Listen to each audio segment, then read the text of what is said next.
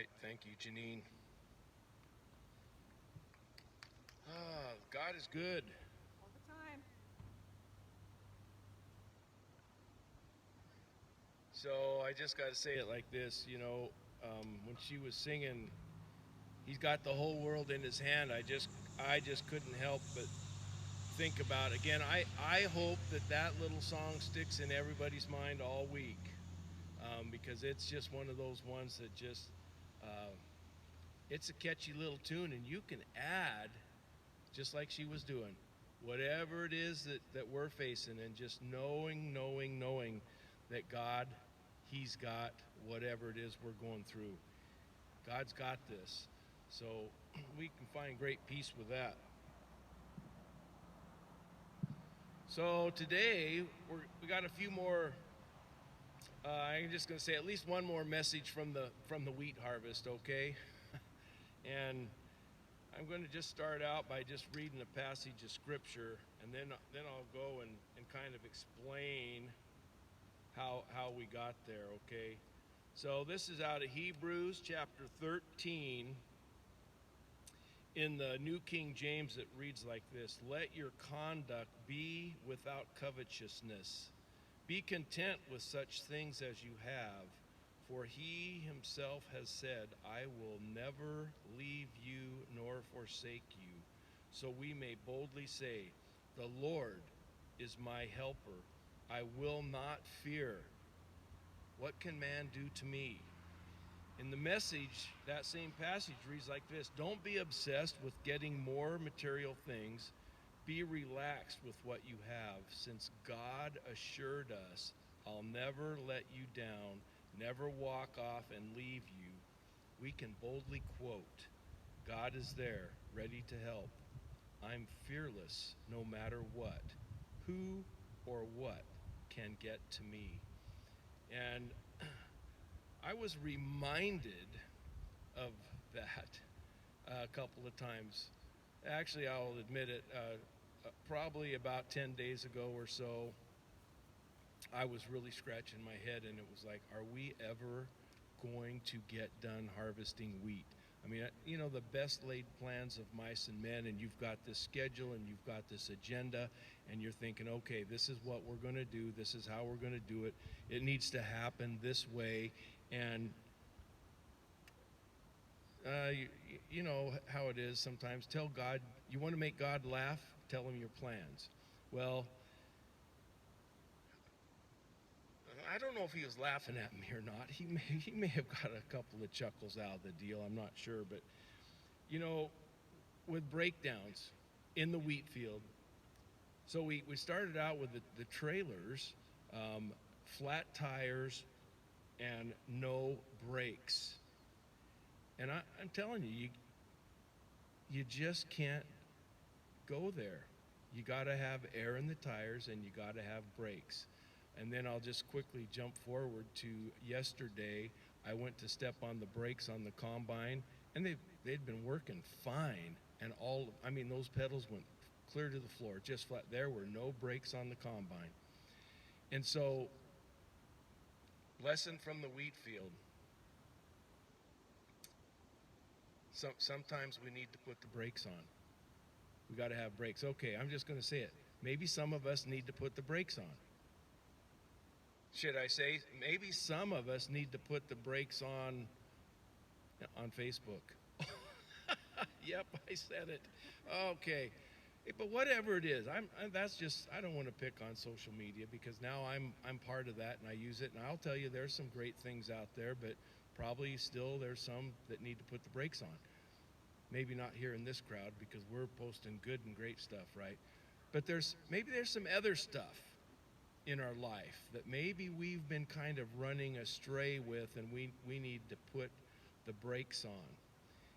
And maybe God is going to just show us what that is. Maybe some of us got a little bit of a flat tire right now, and we need to get aired up. We need to have some fresh air pumped into the system. Maybe we need the fresh wind of the Holy Spirit to come and fill us up if we're just feeling a little deflated. So, I was letting some of these breakdowns get me down a little bit, and he just reassured me that he's got this. I will never leave you. I will never forsake you. It does not matter what it is we're going through. So, another breakdown. Um, Combine's been starting fine, running good. Broke for lunch the other day. Normally don't do that. Normally got the ice chest right there in the combine, and we just keep that thing running and keep it going. But there was opportunity to stop and go to the house for lunch, and so I did that. Got back to start the combine, and it just, I said, okay, got to be a battery problem. You guys know how it is when the batteries run low, and it's just like you can't quite get started. Well, that's so I cleaned all the battery cables. I'm thinking, okay, we got this. Now we're all good to go. And then it was click, click, click, click. Long and short story, the starter was toast. And so then it's like, okay, start locating a new starter and trying to figure out how to get the starter off. There's some John Deere engineer somewhere. I want to say very carefully, God rest his soul. He figured out how to put the third bolt in that starter behind it, and so you can't get to it.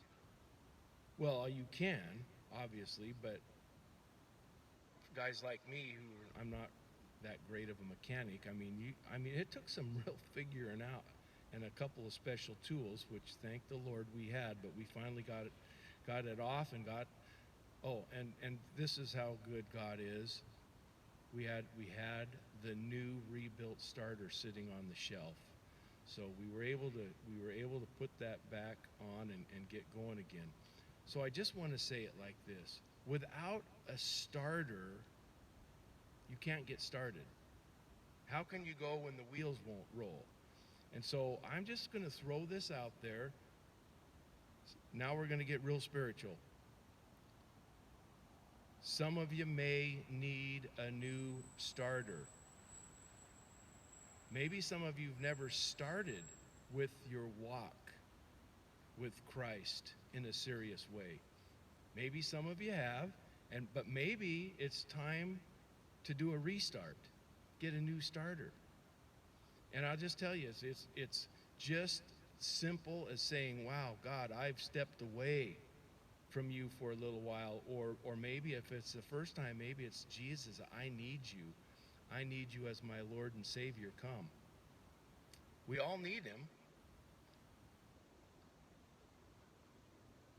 Is it okay if I say at sometimes it feels like we need him more than ever? But the fact is that you got to find a starting point, and maybe it's time to do a restart. So then there was this issue with the fuel line. On this old combine, it's got a sediment bulb and it's got a screen on it, and sometimes the screen will get plugged up just because of the stuff that's in the fuel tank.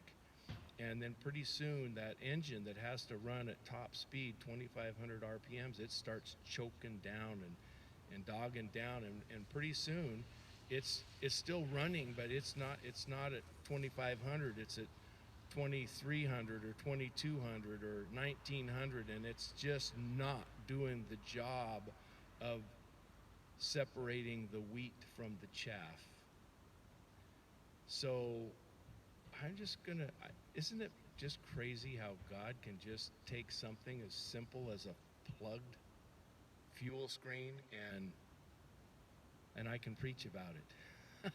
So maybe some of us have maybe we're a little short on fuel, and maybe it's because there's a plugged screen.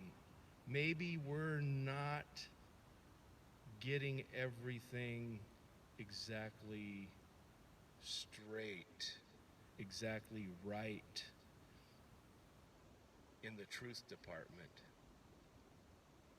And I used to say this, hey, and I called it the Holy Ghost filter. That's the filter that we want to have, and we don't want to have the Holy Ghost, the Holy Spirit filter plugged, okay?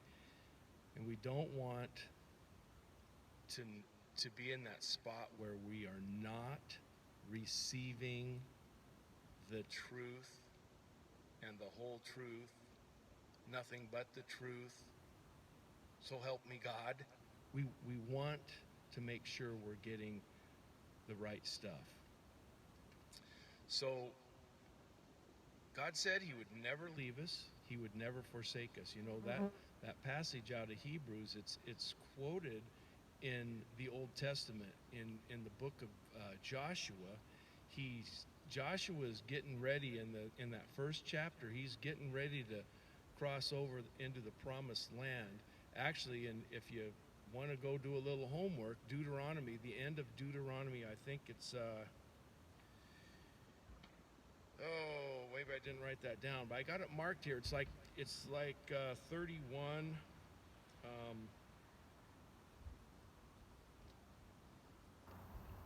It quotes the same quote. Moses is getting ready to tell the Israelites, hey, you're crossing over and I'm not going with you. And he says, the Lord your God himself crosses over before you. He will destroy these nations from before you, and you shall dispossess them. Joshua himself crosses over before you, just as the Lord said, and the Lord will do to them as he did to Sihon and Og, the kings of the Amorites, and their land, when he destroyed them. The Lord will give them over to you, that you may do to them according to every commandment which I have commanded you. And then in verse 6 it says this, be strong and of good courage. Do not fear nor be afraid of them, for the Lord your God, he is the one who goes before you. He will not leave you or forsake you. And then just a few pages over, Joshua 1:9. Interesting how this one, God says, the book of the law shall not depart from your mouth, but you shall meditate in it day and night, that you may observe to do according to all that is written in it. Interesting. The book of the law. And I'm just going to fast forward because we got the whole book here, not just the book of the law. So we've got the whole Word of God here. And I'm just going to encourage us to say that it should not depart from your mouth, but you should meditate in it day and night, that you may observe to do according to all that is written in it. Now listen, because then, he says, for then, so after you do that part, stick to the word of truth, for then you will make your way prosperous, and then you will have good success. Have I not commanded you? Be strong and of good courage. Do not be afraid nor dismayed, for the Lord your God is with you wherever you go. He'll never leave us. He will never forsake us. He is with us wherever we go. So if life's throwing you a couple of breakdowns, and I get it, in real life it's not a flat tire, and it's not a broken starter, and it's not a plugged fuel screen. Those are just analogies that maybe only a farmer preacher dare to make, but you guys get it. But I understand what life is throwing at us. We already sang about jobs and health and vitality, and even though we walk through the valley of the shadow of death, he said that he will be with us. He would never leave us. He would never forsake us. We will fear no evil. Even through that valley, we will fear no evil, because it says there in Psalm 23, verse 4, that he is with us. His rod and his staff, they comfort us. Both for correction, because he loves us so much, and pulling us out of harm's way. The rod and the staff. I mean, God is so good to us. He knows our every need. He knows our every thought. We just sang about it. He knows every teardrop that falls. He knows. So I'm going to take us over to 1 Peter chapter 5.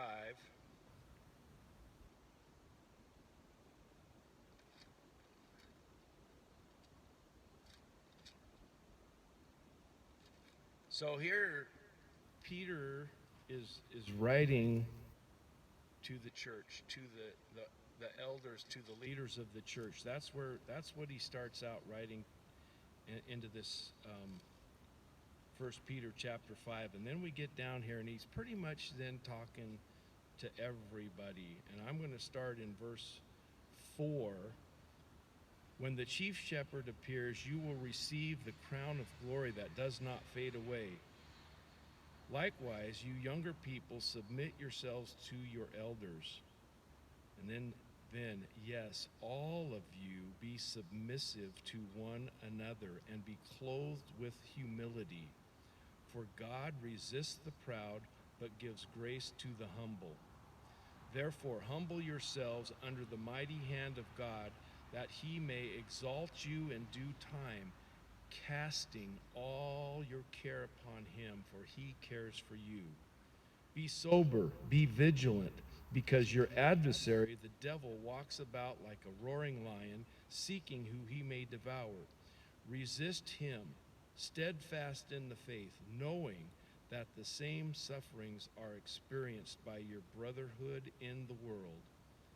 But may the God of all grace, who called us to his eternal glory by Christ Jesus, after you have suffered a while, perfect, establish, strengthen, and settle you. To him be the glory and the dominion forever and ever. Amen. So I just have a couple thoughts about this. That what really took me here was the fact that we can cast all of our cares upon him, for he cares for us. And I'm, in the midst of the breakdowns that life may throw at us, he's telling us to give those over to him.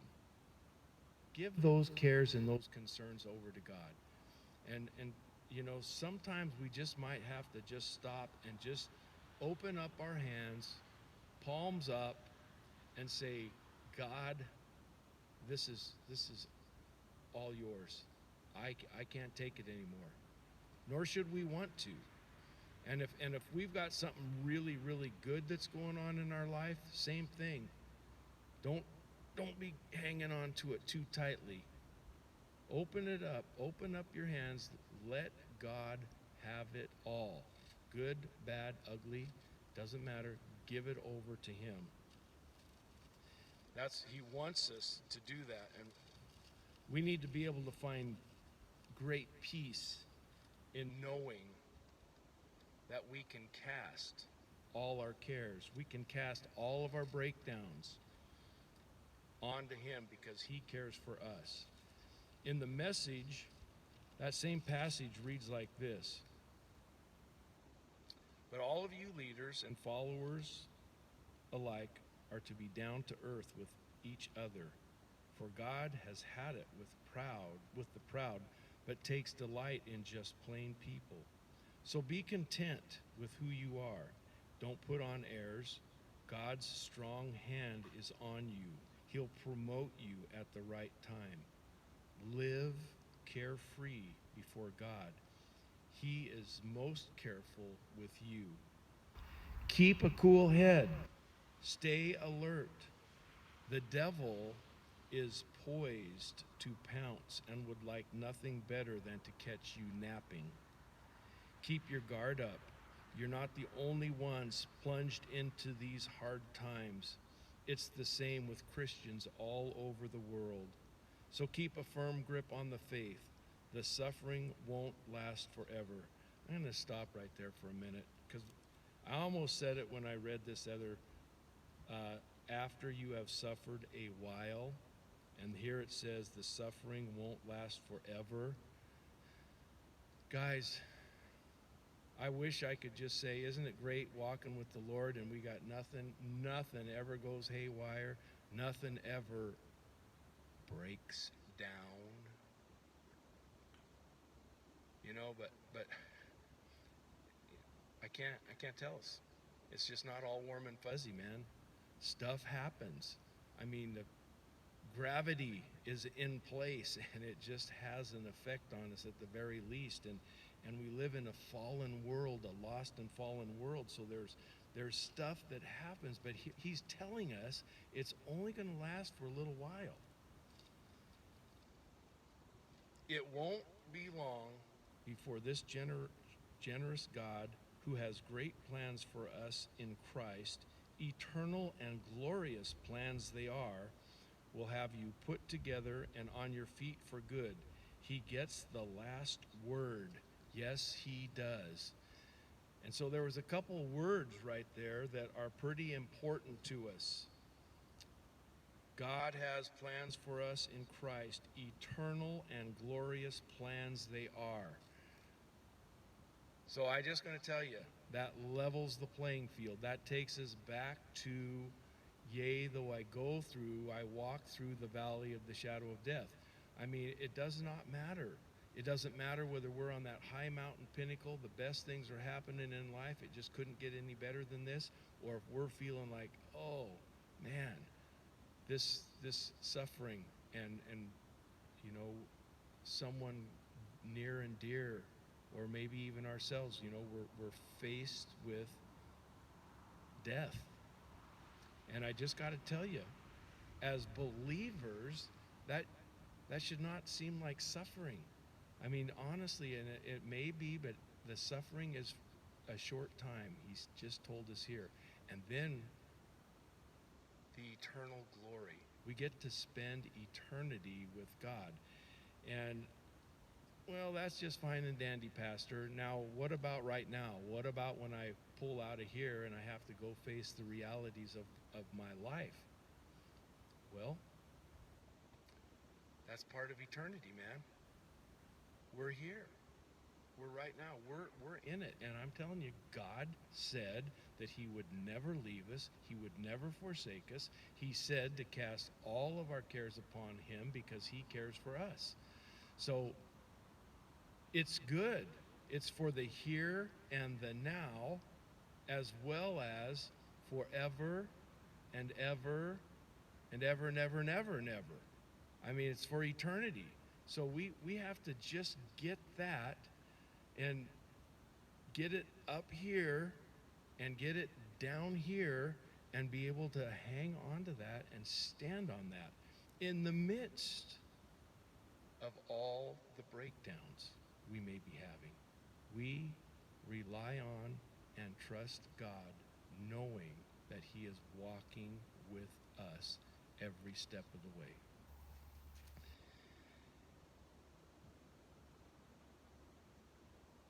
He is in control. Whatever the trouble is, I'll just very simply say God's got this. He's got it handled. He understands what's going on.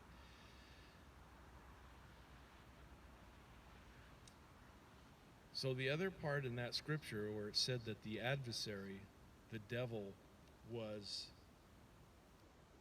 seeking whom he may devour, like a roaring lion. And sometimes that's exactly how it comes.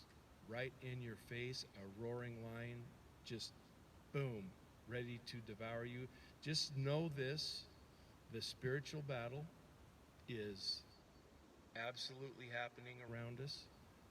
Probably more intense maybe right now than it's been for a while, but it's not only a battle over our very souls, but It's a battle over the church. It's a battle over the body of Christ. I will say right now, it's a battle over our nation.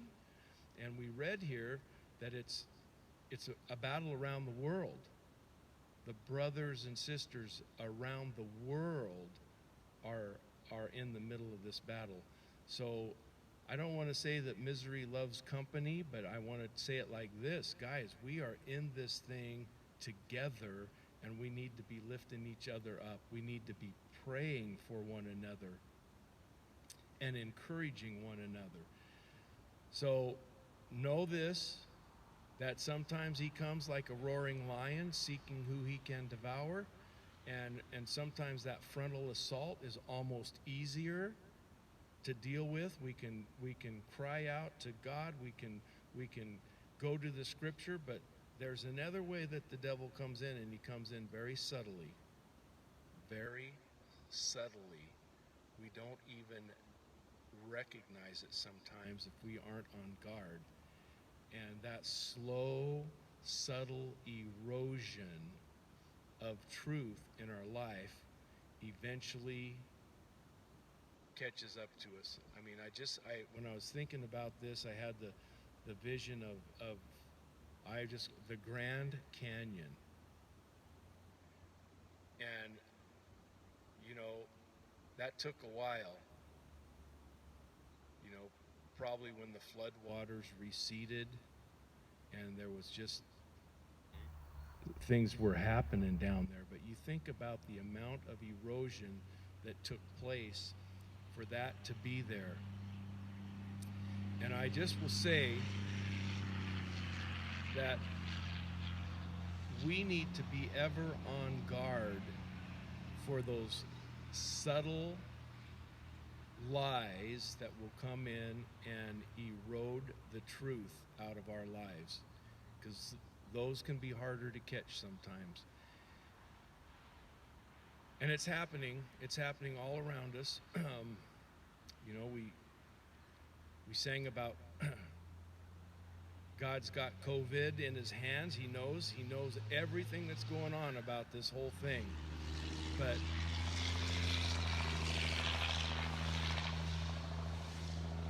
that's good competition right there. Was that a Dodge?